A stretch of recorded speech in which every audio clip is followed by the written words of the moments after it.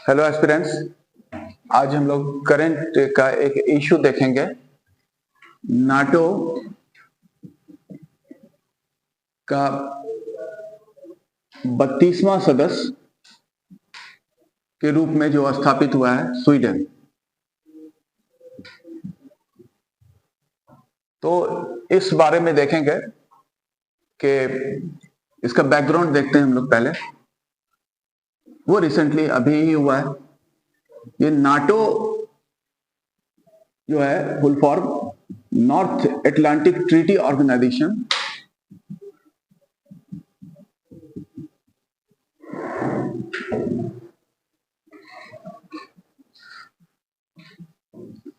जिसका अस्तित्व आया था, एक एग्रीमेंट हुआ था नॉर्थ अटलांटिक ट्रीटी, जो कि 4 अप्रैल 1949 को हुआ।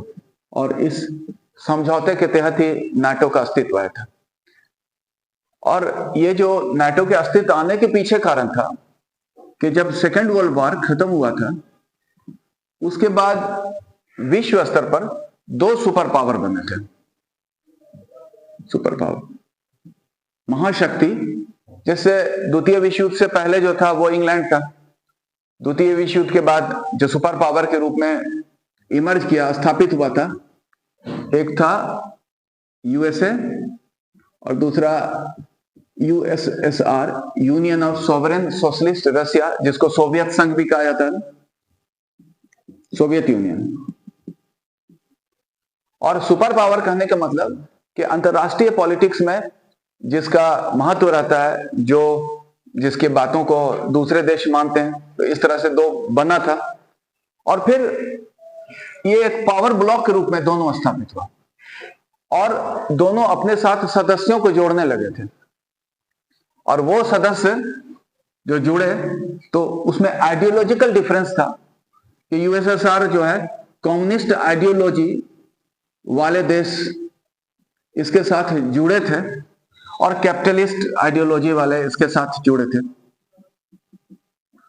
और फिर इन लोगों ने अपने समूह के सुरक्षा के लिए संगठन भी बनाया था।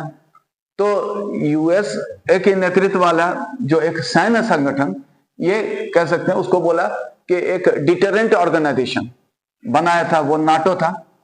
और इसका अस्तित्व कैसे है, जबकि उसका ही एक मिलिट्री ग्रुप बना था सोवियत यूनियन के नेतृत्व में, उसको कहा गया वार्सो पैक्ट। और इसमें काफी कंट्री थे, उधर भी काफी कंट्री था। दोनों अपने आइडियोलॉजी को फॉलो करते थे और मिलिटरीली भी अपने को मजबूत बना रहे थे। क्योंकि फिर एक उसमें यह था उन लोग का कि अगर किसी एक सदस्य देश पर भी आक्रमण होता है तो सब मिलकर दूसरे पक्ष से युद्ध लड़ेगा। तो इस तरह से, और इन दोनों में एक सैन्य शक्ति बढ़ाने का होर शुरू हुआ था और एक आर्मामेंट का दौर शुरू हुआ था। और सब एक दूसरे का पता भी लगाते थे। और इस तरह से दोनों के बीच में जो एक राइवलरी था, तो विश्व में एक व्यवस्था जो शुरू हुआ कोल्ड वॉर का। कोल्ड वॉर इसलिए कि यहां पर एक दूसरे का पता लगाते थे वो, और इसके स्पाई जो थे, इन लोग के स्पाई सक्रिय थे। और स्पाई एक दूसरे का डायरेक्ट कन्फ्रंटेशन नहीं करते थे, स्पाई स्तर पर युद्ध लड़ते थे, इसलिए उसको कहा गया है कोल्ड वॉर। तो ऐसा परिस्थिति बना था कोल्ड वॉर का विश्व स्तर पर। इस परिस्थिति में एक और भी समूह विकसित हुआ था, जो कि किसी भी आइडियोलॉजी के साथ नहीं मिला था, किसी भी समूह के साथ नहीं। और वो बोला था कि हम लोग इस रेस में, आर्मामेंट के रेस में हम लोग नहीं है, किसी के साथ नहीं है, या सबके साथ, पूरे विश्व में सबसे अच्छा संबंध बनाएंगे। और वो कंसेप्ट था नॉन अलाइंड का। और नॉन अलाइंड मूवमेंट की शुरुआत हुई थी, जिसमें एक अग्रणी भूमिका भारत की थी, जिसमें उस समय के जवाहरलाल नेहरू प्रधानमंत्री, मार्शल टीटो युगोस्लाविया के प्रमुख थे, और इजिप्ट के जो थे अब्दुल नासिर, वो मिलकर इस आइडियोलॉजी को, कि मतलब वो न्यूट्रल, बोले कि किसी के साथ नहीं है, पॉलिटिकली न्यूट्रल होंगे, किसी भी पावर ब्लॉक के पार्टनर नहीं बनेंगे। तो वो था। ऐसा परिस्थिति बना था, एक इंटरनेशनल ऑर्डर बना था। फिर समय के साथ कम्युनिस्ट आइडियोलॉजी असफल रहा था और वार्सो पैक्ट कंट्री, जो वार्सो पैक्ट समाप्त हो गया, फिर वो डिसॉल्व कर गया। वो शुरू में 1991 में ही हुआ, लगभग फरवरी 1991 में। वार्सो पैक्ट के खत्म होने के बाद सोवियत संघ का भी विघटन हो गया था और सोवियत संघ टूटकर जो बना था अभी, जिसको रशिया कहते हैं, वो बना था। तो वार्सो पैक्ट के खत्म होने के बाद एक तरह से नाटो बचा रहा। तो नाटो बचे रहने के बाद वर्ल्ड जो था सुपर पावर, एक तरह से कहा गया, माना गया यूनिपोलर वर्ल्ड है कि एक ही सुपर पावर बचा, यूएसए और उसके साथ वाले नाटो। तो वो अभी भी है, एग्जिस्ट करता है, लेकिन अब धीरे धीरे अपने रोल में भी परिवर्तन करने के बाद उसमें समाहित किया गया है, जिसमें एक प्रमुख है नाटो का कार्यक्रम, वो है पार्टनरशिप फॉर पीस का कार्यक्रम। उसका पार्टनरशिप फॉर पीस, ये कार्यक्रम नाटो 1994 से शुरू किया है। इसमें क्या है, नाटो अपने किसी भी देश से, मतलब नाटो से कोई भी देश अपना इंडिविजुअल बायलैटरल रिलेशन बना सकता है।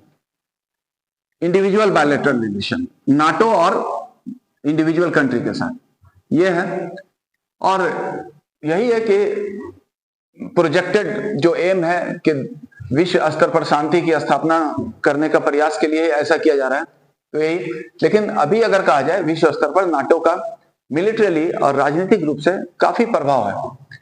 अब इसी का सदस्य बनने के लिए जो लास्ट जो बने थे, वो 2023 में फिनलैंड, जो कि 31st कंट्री था, और अभी 2024 में जो बनाया गया है स्वीडन को। हालांकि शुरू से ही स्वीडन पॉलिटिकली न्यूट्रल स्टैंड रखा था, किसी भी पावर ब्लॉक के साथ शुरू से ही मिलने का उसका कोई नीति नहीं था। लेकिन अभी वो बोले कि नहीं, अपने सुरक्षा के लिए, प्रजातंत्र की रक्षा के लिए, वो जो है उसके जो पीएम है, वो जो बने उल्फ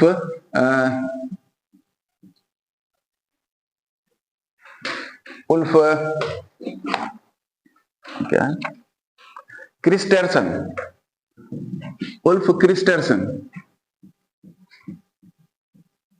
उन्होंने कहा कि हम अपने देश के सुरक्षा, प्रजातंत्र की रक्षा और जनता के हितों की रक्षा के लिए इसमें शामिल हो रहे हैं। तो उन्होंने आग्रह किया था। लेकिन स्वीडन के जो सदस्यता देने में दो प्रमुख देश ने ऑब्जेक्शन किया था, रेज किया था, जिसमें एक था तुर्की और एक हंगरी। और तुर्की पहले ही एग्रीड हो गया था, लेकिन लास्ट जो देश था नाटो का, हंगरी, वो अभी अपने संसद में इस संबंध में प्रस्ताव पारित किया और हंगरी में प्रस्ताव पारित करने के साथ ही इसको सदस्यता मिल गया। यही था। और ये दो देश ऑब्जेक्ट इसलिए कर रहे थे, इसके बारे में ऐतिहासिक रूप से ये कहा जा रहा है कि ये दोनों कंट्रीज जो थे नाटो के सदस्य तो हैं, लेकिन साथ में इन लोगों का रसिया के साथ अच्छा संबंध है, उसकी तरफ भी झुकाव है। और यही वजह था, माना जाता है, ऐसा पॉलिटिकल एनालिस्ट का विचार है कि ये लोग विरोध कर रहे थे। और अंतिम रूप से हंगरी द्वारा सहमति देने के बाद उसको सदस्यता मिल गया है। और उसको सदस्यता देने का जो स्वागत किया है नाटो के जो अभी हेड हैं, चेयरमैन हैं, वो है जेम्स स्टोल्टेनबर्ग, उसके जो हेड हैं।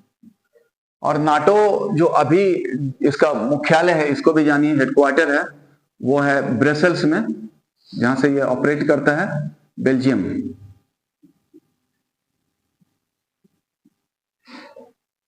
और एक, अगर कहें, इस ग्लोबल ऑर्डर में एक प्रमुख संस्थान है पूरे विश्व की राजनीतिक स्थिति को प्रभावित करने के लिए, और यह हुआ इसका बैकग्राउंड। और यहीं पर हम लोग खत्म करते हैं। Thank you.